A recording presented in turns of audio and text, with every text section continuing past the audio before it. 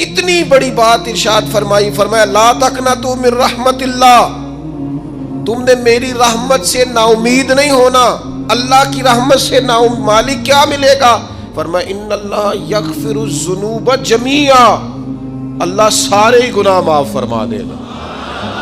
تو جن لوگوں کو اللہ کی رحمت پر نبی کریم علیہ السلام تشریف فرما ہے، امام غزالی نے لکھا ایک بدو آ گیا، دیہاتی سادہ آدمی، سادے بندے بھی سادے ہوتے ہیں، ان کا بھی اپنا طرز زندگی ہوتا ہے، تو بدو آ گیا، سادہ آدمی تھا، آتے ہی السلام علیکم لے کے نا تو کوئی بات ہی نہیں کی، سیدھا سیدھا ہی کہتا یا رسول اللہ صلی اللہ علیہ وسلم یہ بتائیں قیامت کے دن حساب کس نے لینا ہے؟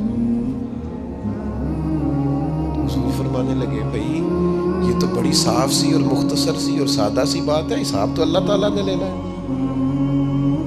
اب اس نے جو لفظ کہے اللہ کے حبیب کی آنکھوں میں آنسو آ گئے، کہنے لگے اگر اللہ نے حساب لینا ہے پھر انشاءاللہ کرم ہی ہوگا۔ تو حضور فرمانے لگے تمہیں یہ امید کس طرح ہے؟ تو عرض کرنے لگے یا رسول اللہ کریم جب غالب آتا ہے تو معاف ہی کرتا ہے، جب کریم کا غلبہ ہوتا ہے نا، کریم بندہ جب کسی پہ قبضہ کر لے تو پھر معاف کرتا ہے، تو اللہ تو سب سے بڑا مہربان ہے۔ وہ بات کی اور اگلا جملہ ہی کوئی نہیں کہا، وہ چلے گئے۔ تو حضور علیہ السلام نے اب اس بات پر رزلٹ دیا، فرمانے لگے کریم محبوب بندہ سادہ تھا، بات بہت بڑی کر گیا ہے، بڑی بات کر گیا، سادہ آدمی۔ میرے عزیز، اللہ کی رحمت پر جن لوگوں کو امید ہو، انہیں موت سے ڈر، اور پھر جن کو محبوب کی ملاقات کا شوق ہو نا، ہم نے جان دے دی وعدہ دیدار پر، ہم سے وعدہ کیا گیا تھا کہ تم مرو گے نا تو تمہیں دیدار ملے گا، تو ہم نے جان ہی دے دی وعدہ دیدار پر، جان ہی دے دی وعدہ دیدار پر۔ اور پھر فرماتے ہیں نقد اپنا دام ہو ہی جائے گا، فرماتے ہیں ہم نے جان دی ہے اس وعدے پر کہ وہ ملے گا، تو امید ہے کہ یہ سودا ادھار نہیں، جیسے ہی قبر میں جائیں گے سامنے حضور کی زیارت نصیب ہو جائے گی۔ اس لیے لحد میں بھی عشق رخ شاہ کا داغ لے کے چلے، اندھیری رات سنی تھی سو چراغ لے کے چلے۔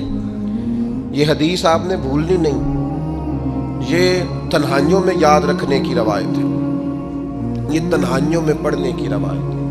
یہ اپنے ذوق کو تازہ، جو لوگ کہتے ہیں نا وجد سرور کیف میں جانا چاہتا ہوں، وہ مشکات شریف کی اس حدیث کو دیکھے۔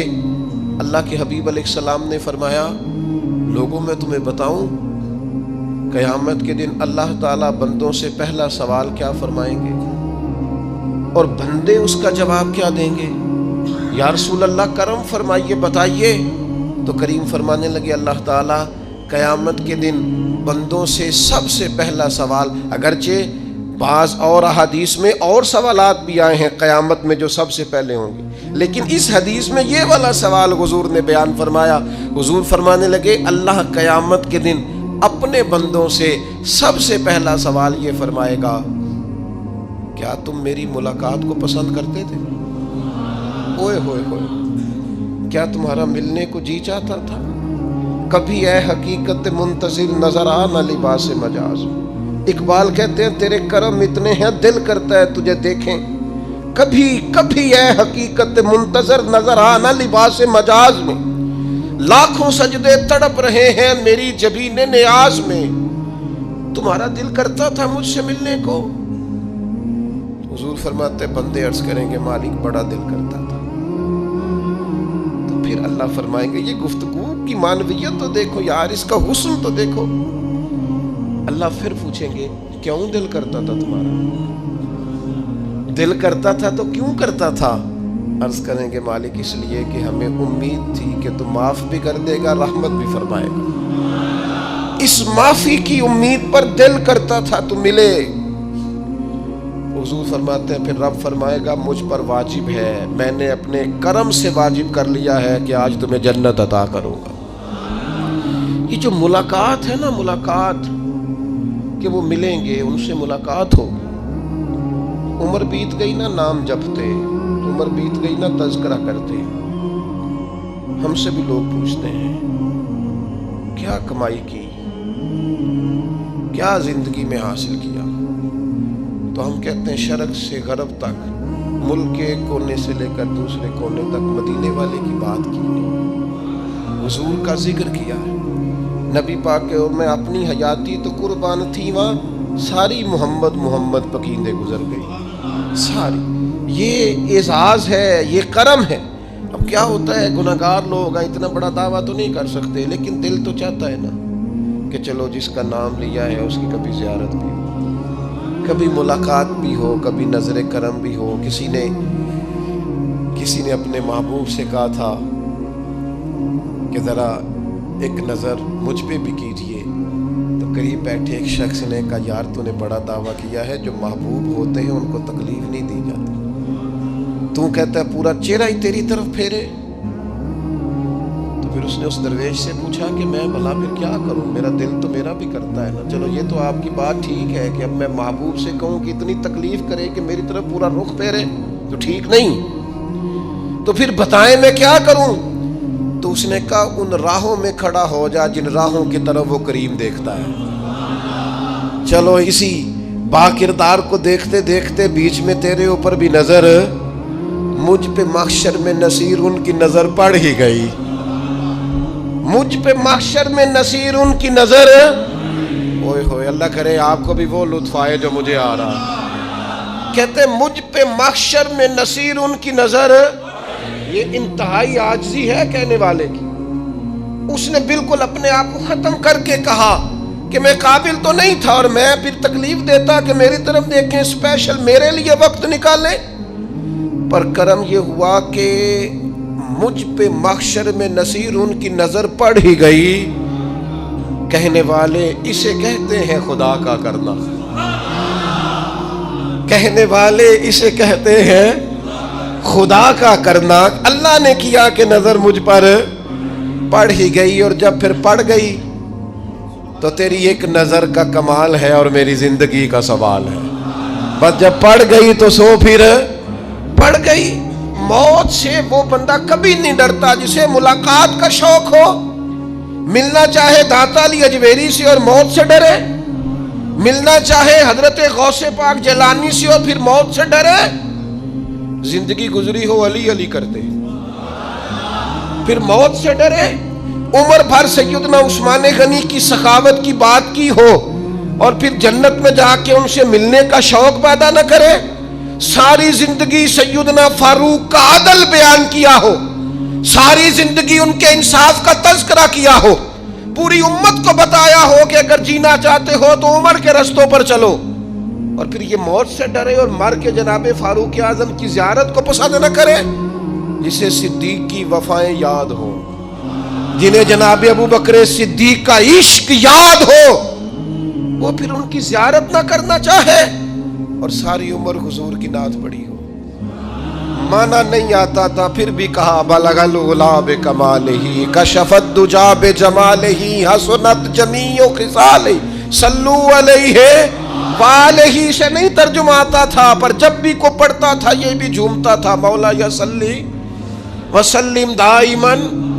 میں آپ کو بتاتا ہوں توتلا آدمی، توتلا اور دیوانہ مجذوب بیچارہ، سمجھ نہیں، توتلا بولنا بھی ٹھیک نہیں آتا۔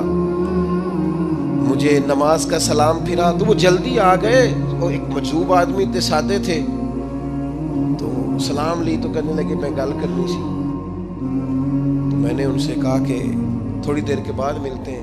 سادہ آدمی ہے، اللہ مجھے معاف کرے، میں کوئی نقل تو نہیں ان کی اتار سکتا، اس زبان کو ہم توتلی نہیں کہتے، ہم اس زبان کو بلالی زبان کہتے ہیں۔ یہ بڑی خوبصورت زبان ہوتی ہے، یہ جو توتلے لب و لہجے ہوتے ہیں نا، وہ جب بچہ پوری طور پہ اماں نہیں کہہ سکتا، توتلا ہوتا ہے تو کوئی مزہ آتا ہے اماں کو اماں کہلوانے میں۔ جب وہ پوری طور پر باپ کو بابا نہیں کہہ سکتا اور توتلا ہوتا ہے تو کوئی مزہ آتا ہے کہنے میں۔ وہ جب دادی نانی دادا کہتا ہے تو دادے کا دل کرتا ہے یہ 100 بار کہے، چونکہ اسے کہنا نہیں نہ آتا، لیکن اس توتلاہٹ میں جو اس کو لطف آتا ہے۔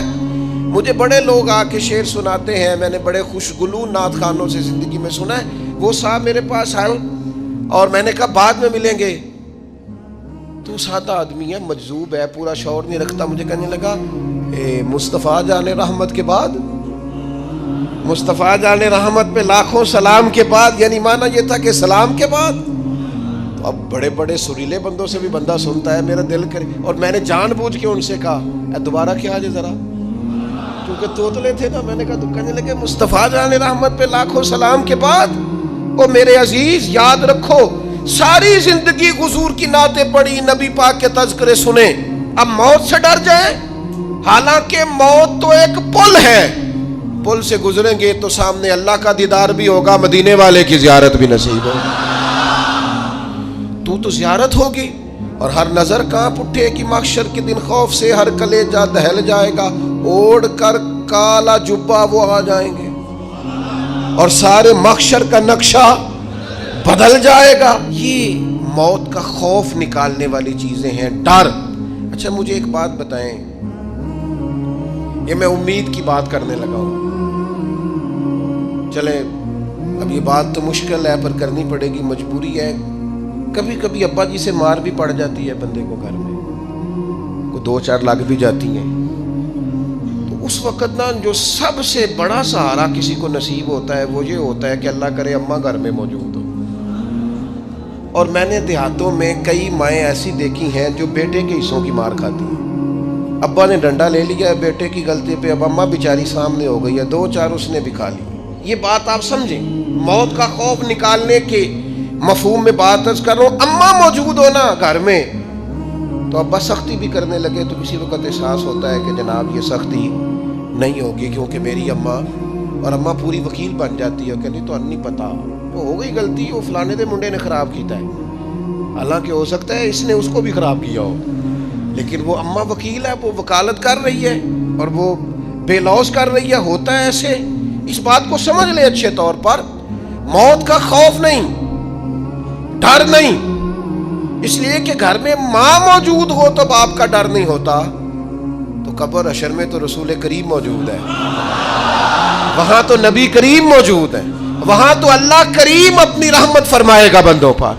اس لیے خوف نہیں، پینک نہیں، اپنی غلطیوں کا احساس ضرور کریں، اپنے اعمال پر توجہ ضرور دیں، لیکن موت کے خوف تلے دبتے نہ جائیں. انشاءاللہ صبح قیامت کرم ہوگا. میرے نبی پاک علیہ الصلوۃ والسلام نے تو فرمایا ہے بس ہم نے ایمان کامل لے کے جانا ہے دنیا میں.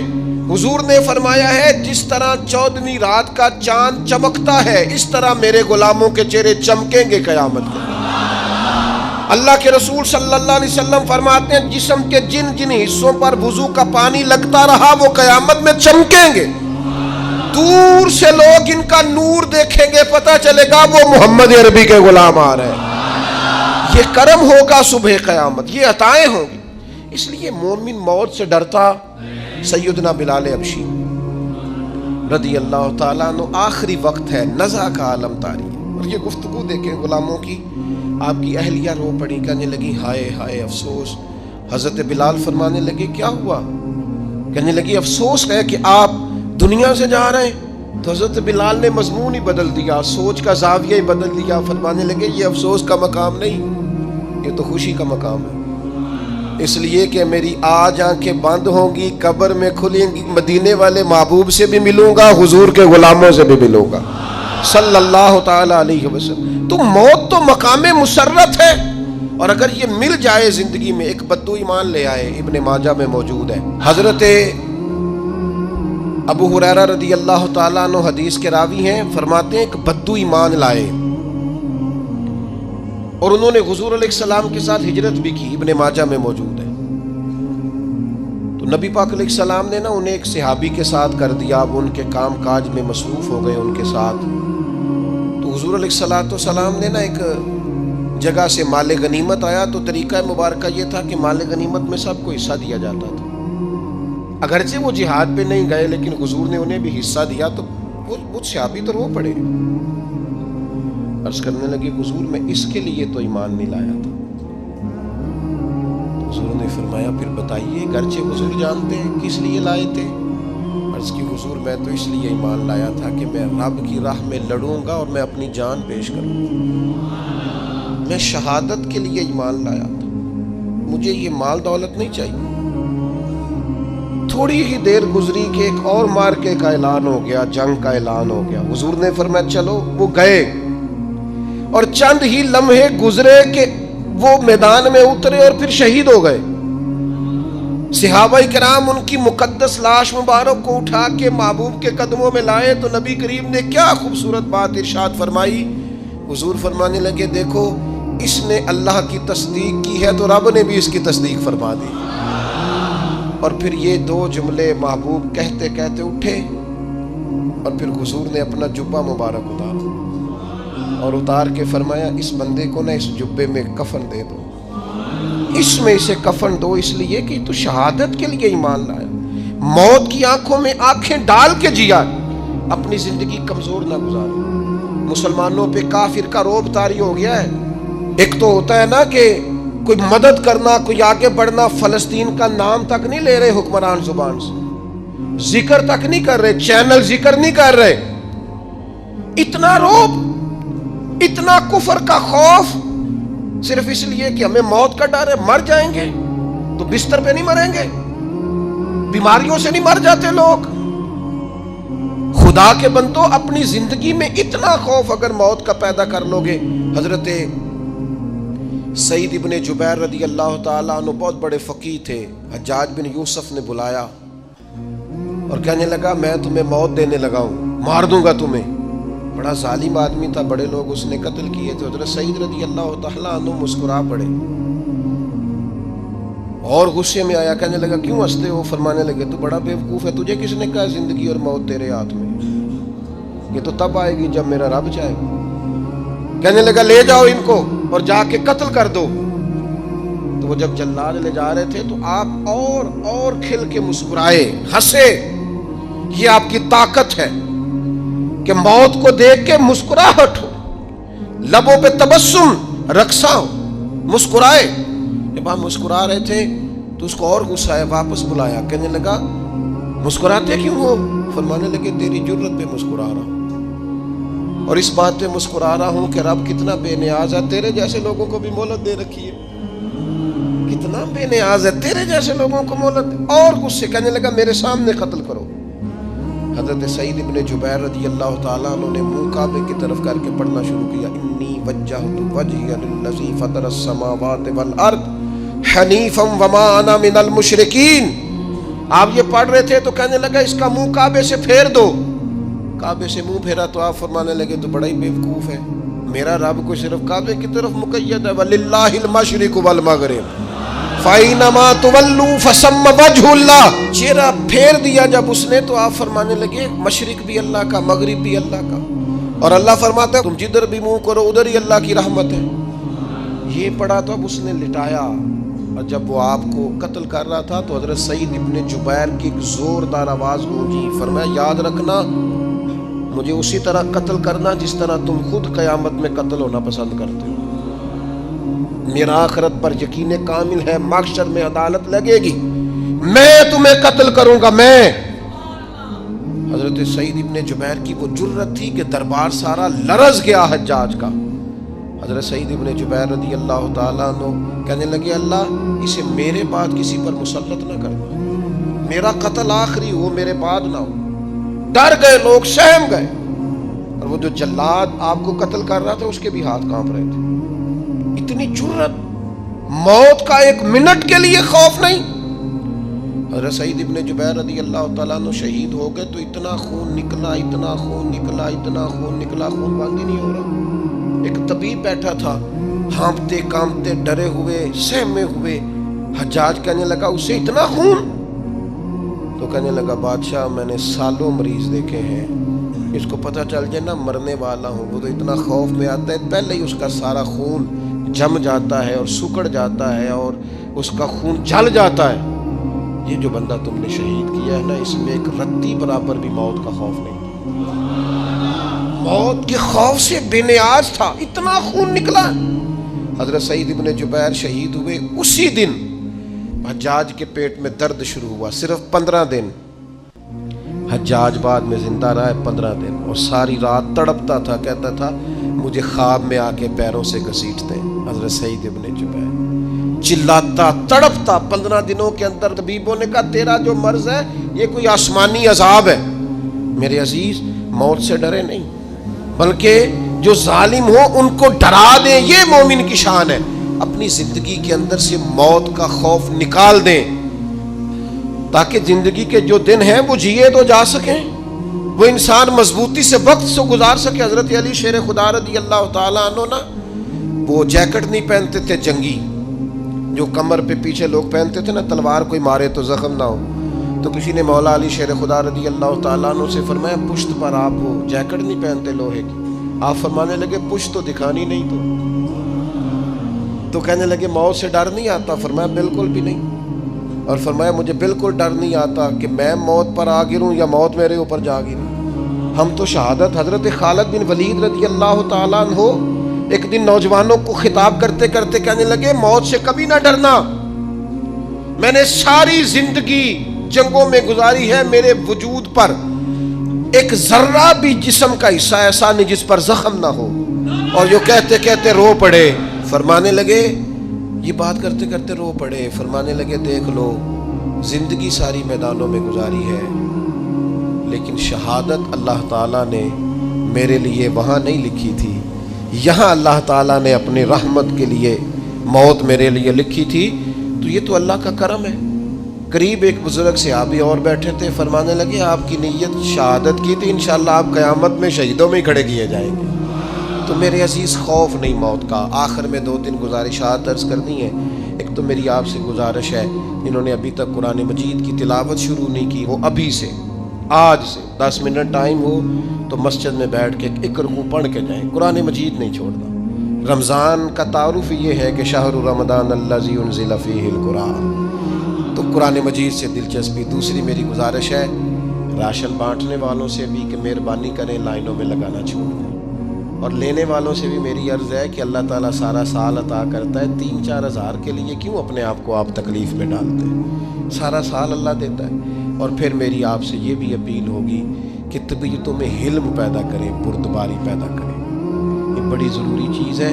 مثبت سوچیں لائیں، روزہ ہماری تربیت کرتا ہے۔ اور پھر آپ سے یہ بھی اپیل کروں گا رمضان شریف کی مقدس گھڑیوں میں صرف اپنے لیے نہیں سوچے، امت کے لیے سوچیں، بالخصوص فلسطین کے مسلمانوں کے لیے کم از کم دعا مومن کا ہتھیار ہے، وہ تو جم کے کریں اللہ کے حضور۔